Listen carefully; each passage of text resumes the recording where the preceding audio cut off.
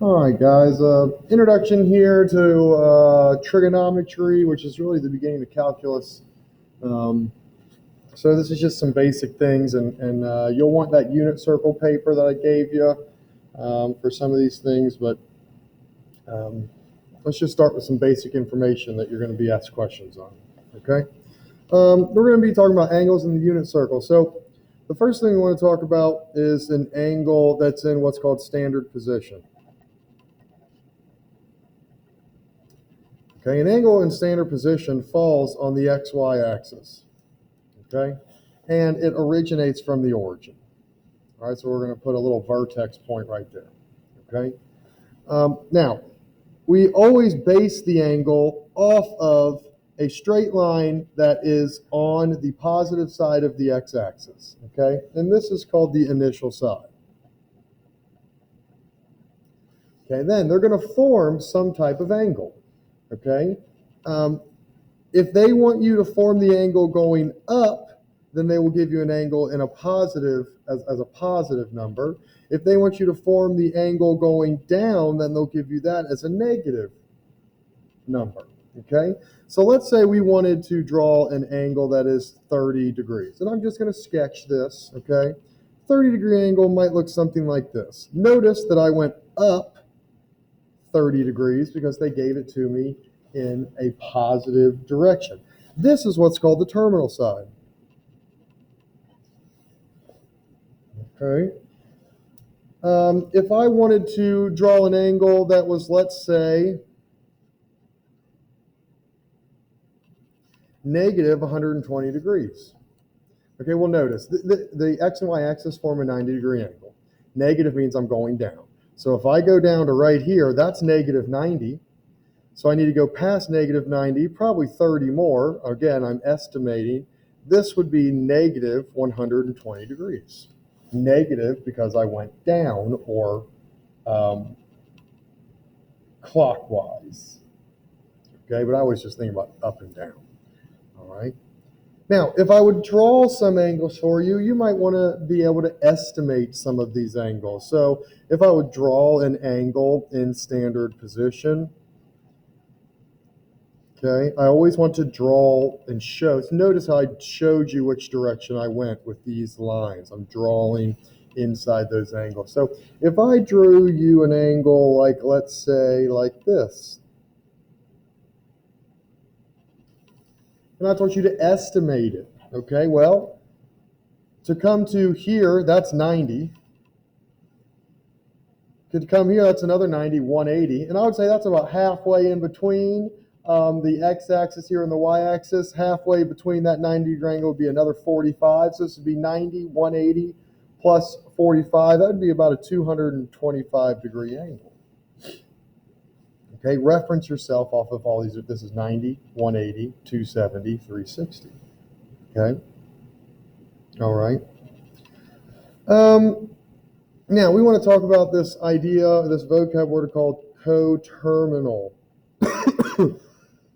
Excuse me, coterminal angles.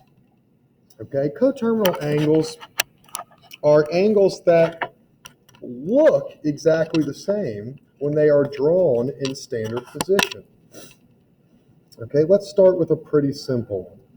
Okay, let's say that I had this angle here that I'm going to say is 45 degrees in standard position. Okay, every angle that would look the same is coterminal. Okay, so I like to think of these like hands on a clock.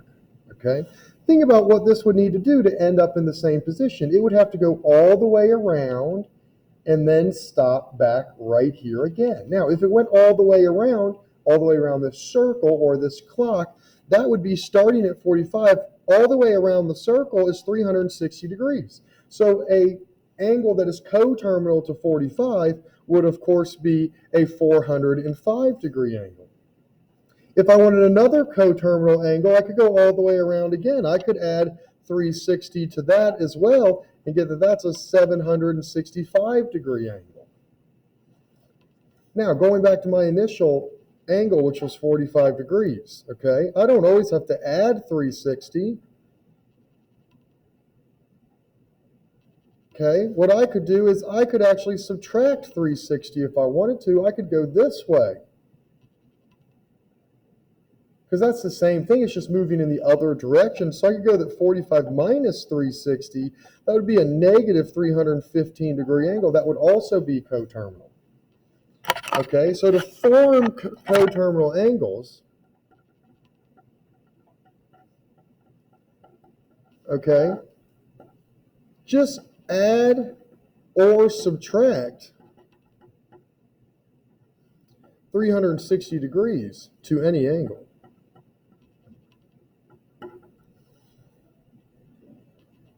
Okay, and they will look exactly the same.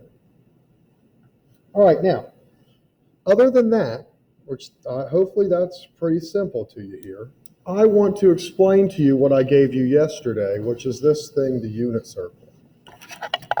Okay, so if you could have that out, that would be wonderful, and I want to explain to you what's going on here. Okay, now, first of all, first thing you have to understand when we're just going to work with angles. These little fractions right here, these things, these are what's called radians. We're not dealing with that yet. Okay, let me show you what's happening.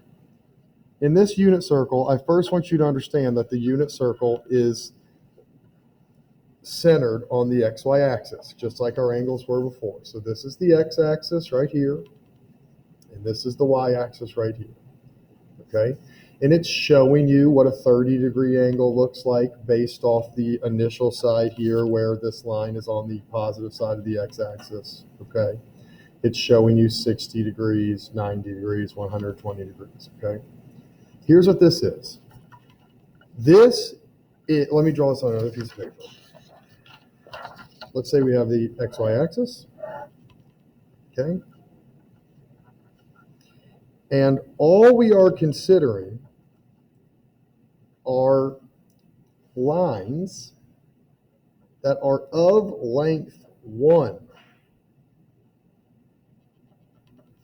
okay? So we are only taking a line of length 1 unit, okay? And what we're going to do is we are going to make different angles with that line of length 1. It has a radius of 1, okay? So we're just basically doing this. Now, so here's what this is saying. If you have a radius right here, let me get a highlighter out. If you have a radius of length 1, and you draw it at a 30-degree angle in comparison to the x-axis right here, so this is 1 unit long, then what we're going to do, what this is telling you exactly what point on the xy axis that radius of unit 1 stops at right here. It stops at an x-coordinate of 3/2, the radical 3/2, and a y-coordinate of 1/2. So what they're doing here is they're giving you these lengths of this triangle. So they're saying when a line of length 1 is at a 30-degree angle to the x-axis, it has gone radical 3/2 to the right. Its x value is radical 3/2. It's gained a height or a y value of 1/2.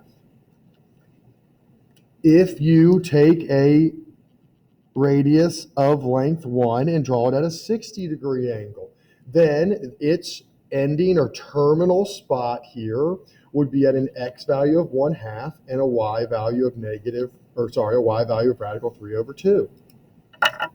If you take a line of length 1 and draw it at a 135-degree angle, okay, watch how this switches. See where we are on the xy axis here?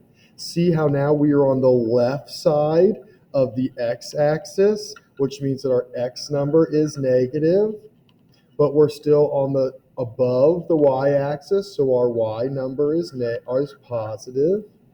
Okay, so here's what's happening here, and I think there's some tips around this paper though. Okay, they're going to ask you for either the sine or cosine of certain angles on this unit circle. Okay, if they ask you for the cosine of a certain angle, that is representing the x value on this chart, the x value. If they ask you for the sine of a certain angle, that is representative of the y value on this chart. And the x and y values are coming from these points. Okay? So let's say that maybe I asked you for the question said, what is the sine of 60 degrees? Okay, sine of 60. Well, I would go to 60 degrees on my unit circle. Okay, I can't zoom out farther. I'm sorry. This is as far as I can zoom. Okay, and try to take it a little bit. Okay, sine of 60. So I find 60 degrees in my unit circle. And if they want the sine, they want the y value of that angle, which would be radical 3 over 2. Let's say that they asked me for the cosine of negative 45. Cosine of negative 45. I can't really show that here, but negative means that I'm dropping down. So I'm going to go down 45 degrees, okay, down 45 degrees. So basically I'm going to take 360, I want to minus 45 degrees, which would be right here. Right? Okay, here's another way. If they said negative 45, if that confuses you, you could always find the coterminal angle of that. You could add 360 to it and realize that that is a 315 degree angle. So you go to 315. They wanted the cosine of that, so I'd look at the x value of 315. That's radical 2 over 2. So cosine is x values, sine is y values on your unit circle. That's all we're talking about at the current moment. Okay?